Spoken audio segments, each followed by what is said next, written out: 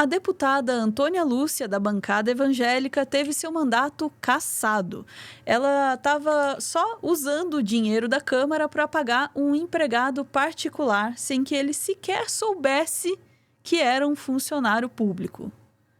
Ei, Laia, vamos ouvir as informações com a nossa Sofia Labanca aqui no plantão.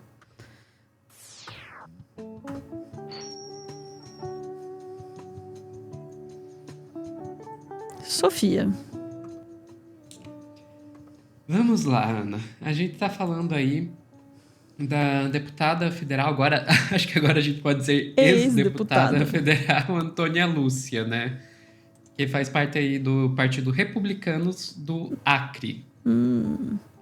Ela, basicamente, o que ela fez? Ela pegou um funcionário particular dela, de uma empresa dela, colocou o nome dele como se fosse um funcionário contratado por ela para a Câmara, né, como parte do gabinete dela na Câmara dos Deputados, pegava o salário que a Câmara pagava para ele e, de fato, pagava, né? Só que pagava ele para quê? Para fazer o trabalho que ele estaria fazendo no gabinete dela na Câmara? Não, para fazer o trabalho que ele fazia para ela lá no Acre, na empresa dela. E o cara sequer sabia que o salário dele estava sendo tirado dessa forma. Na prática, o que significa? Mano. Significa que a Câmara de Deputados estava pagando o cara para trabalhar na empresa dela, que não tinha nada a ver com a Câmara. Mano! Assim, isso é obviamente errado. Não tem nem como dizer, não sabia, não. Óbvio. É evidente que isso aí é errado, né? Acontece que o cara descobriu isso e foi atrás da justiça querendo os direitos dele como funcionário da Câmara dos Deputados. Não, por essa eu não esperava, não.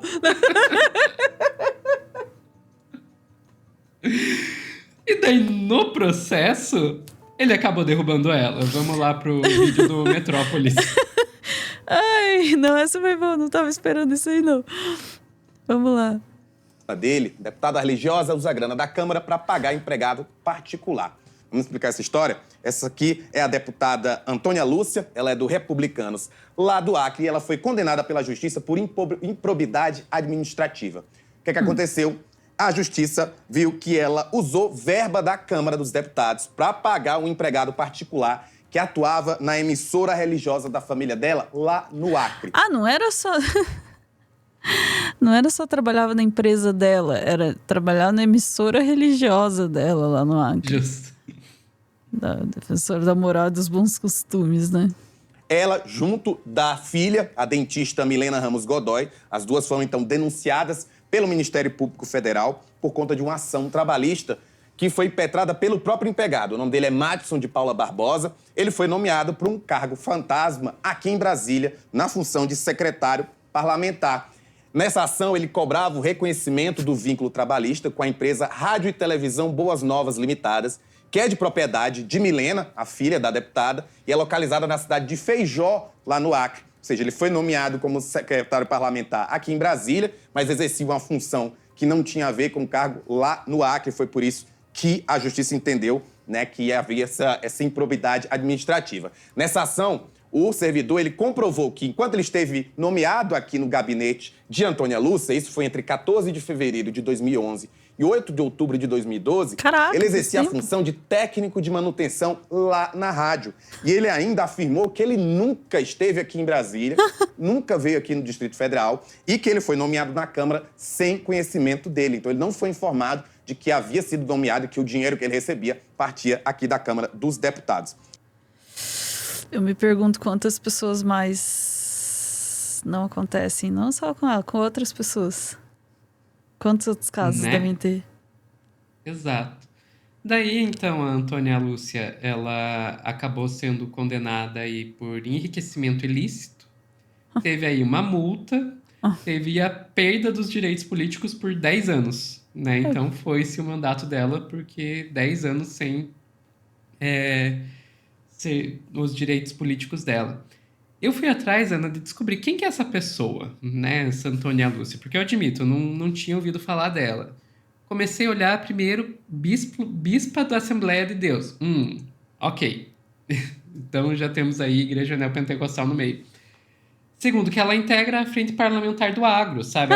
Ela consegue se fazer a proeza de ser bebê, sabe? De bancada da Bíblia e bancada do boi.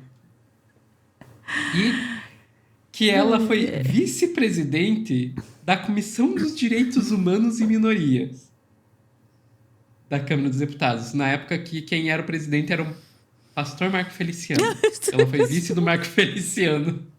Também, né? Não, aí eu ia achar absurdo ela estar nessa comissão. Ia, mas aí com a presidência do Marcos Feliciano, né? Não, e o pior é que tem uma história, Ana. Tem uma história.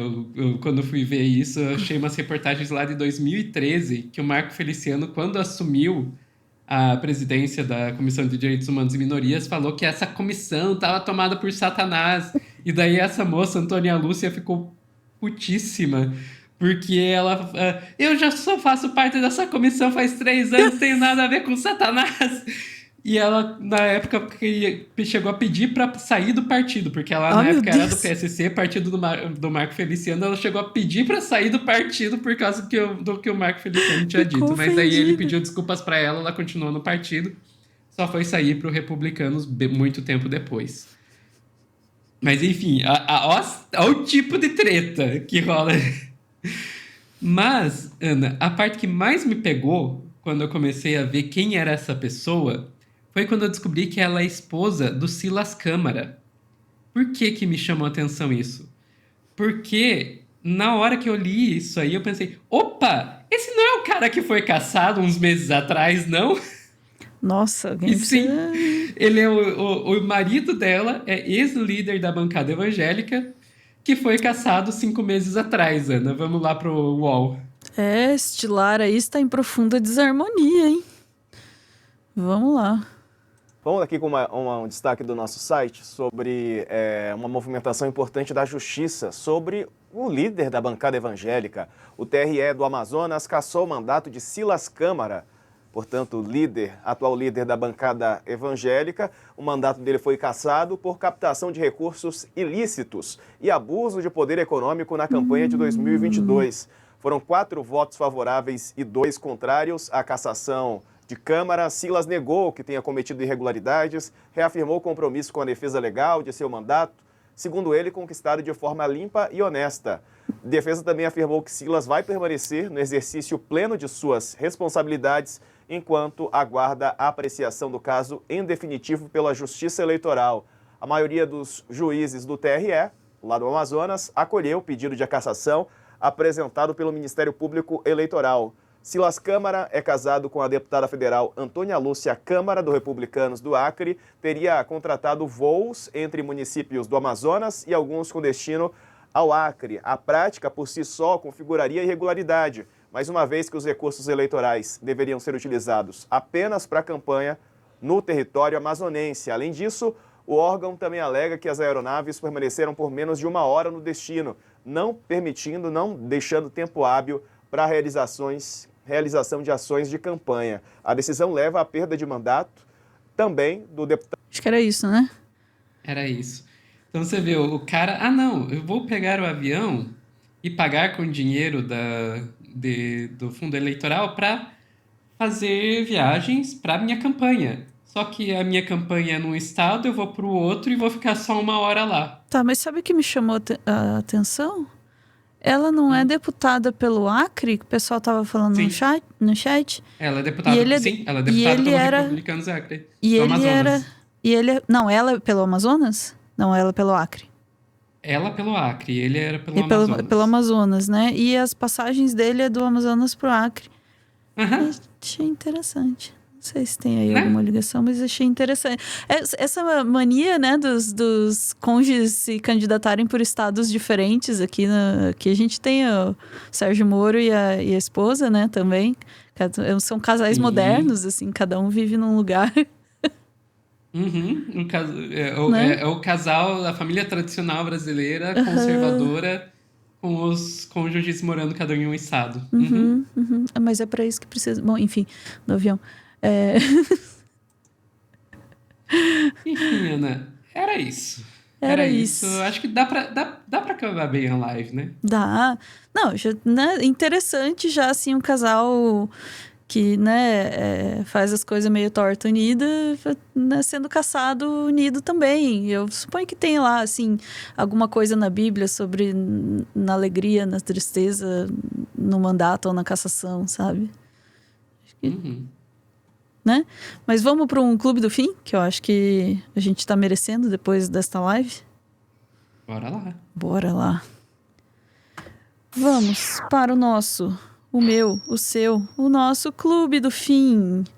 Dessa vez, Sofia nos prometeu um clube do fim que não tenha bichos estranhos nem patinhas. Eu falei que não tinha patinhas, o chat já falou, se não tem patinha, é cobra abrindo porta. Não é cobra abrindo porta. Mas eu devo admitir que cobra abrindo... Apesar de que eu prometi, vou precisar trazer para a próxima live que eu fizer com o Lúcio, cobras com chapéuzinhos de tricô. Eu gosto. É que eu já prometi pro Lúcio. Não, tá certo. Mas eu agora eu tô com essa dúvida. Eu trouxe pra vocês a cobra abrindo porta ou só prometi que eu ia trazer? Eu trouxe, né? Então, quem trouxe a cobra abrindo porta fui eu, tá? O que você trouxe pra gente, Sofia? Eu trouxe uma coisa que eu tinha dito que eu ia trazer pra você. Você falou de experimentos de química e tal. Eu peguei e trouxe a bigorna flutuante. Pô, bigorna eu já acho um negócio legal. Acho que é toda a nossa formação em desenhos dos anos 80 que qualquer coisa caiu uma bigorna do céu, né? Até hoje é uma expressão que eu uso com frequência, assim. E, enfim, é interessante. Eu até hoje não sei para que serve uma bigorna também, mas a não ser para fazer parte de desenho e experimentos como este aqui, é isso? Because mercury has a density nearly twice that of iron. In fact, due to the density ratios, the iron actually Pode floats. deixar sem áudio? Peraí, vamos tirar o áudio. Senão a gente vai ter que ficar traduzindo. Tá aí a bigorna, e a gente sabe, bigorna é pesada pra caralho, né? Agora, ó, ele vai lá, faz força pra afundar a bigorna, solta, a bigorna flutua. Vai lá, tenta... tenta afundar a bigorna e a bigorna flutua. Mas aí você vai pensar, como que a bigorna flutua? Eu conto pra vocês, isso não é água. Eu acho que já deve ter dado pra perceber, isso não é água. Isso é mercúrio, Ana. Eu tô aqui encantada, acho que menos com a bigorna e mais com a piscina de mercúrio. Eu falei de ser uma criança dos anos 80, toda criança dos anos 80 em algum momento quebrou um termômetro e brincou com as bolinhas de mercúrio que tinha dentro.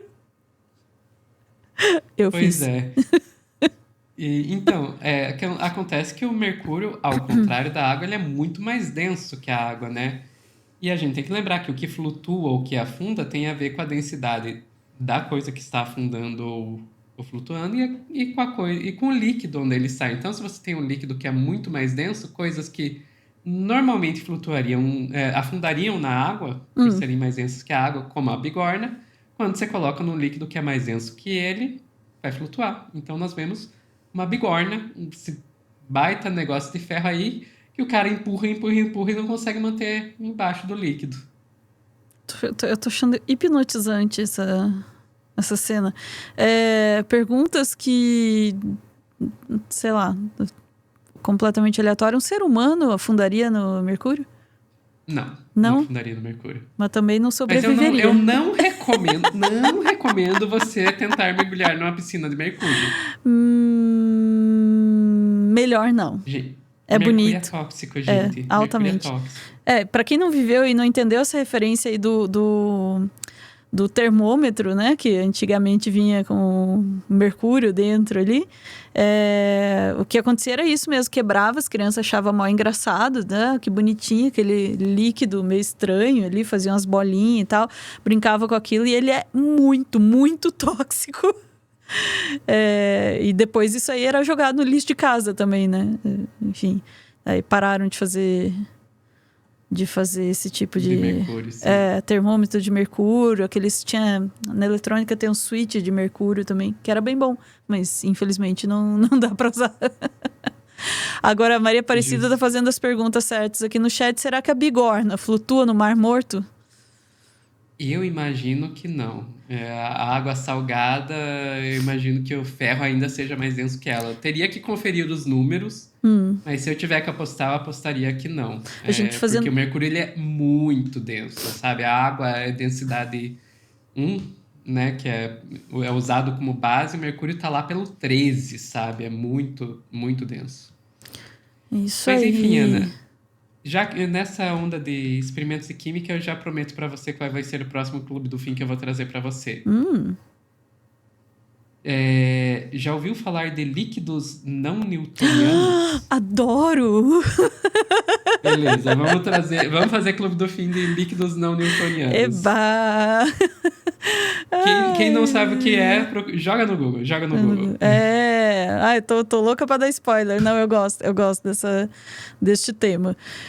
O pessoal no chat tá me ajudando ali, dizendo que a bigorna serve pro ferreiro forjar o ferro. É nele que o ferreiro bate com o martelo. Coloca lá, sei lá, a espada quente, vermelha lá em cima da bigorna e vai... Só lembro disso em filme, né? Tem. Tá. E como é que forja a bigorna daí? Perguntas importantes.